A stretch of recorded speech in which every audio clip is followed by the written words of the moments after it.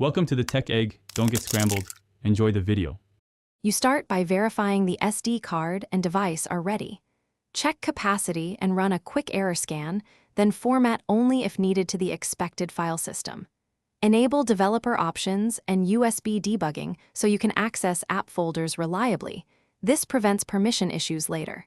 Install a trusted file manager and the backup/restore app you'll use. Once done, make sure battery is above 50% and connect via USB or mount the card in a reader so you can copy files safely. Now you locate the app-specific data.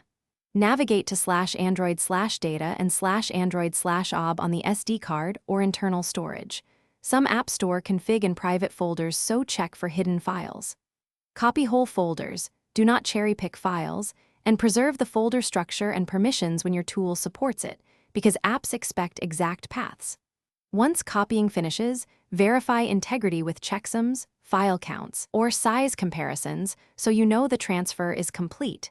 If everything matches, you can, to finish, move the saved folders back into their original paths on the SD card or internal storage and then install or update the app before launching. Apps often create missing files on first run. Make sure you set correct permissions, grant storage access when prompted.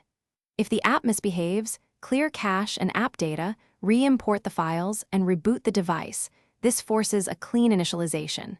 If issues persist, examine app permissions and use logs or the backup tool's error messages to pinpoint the problem.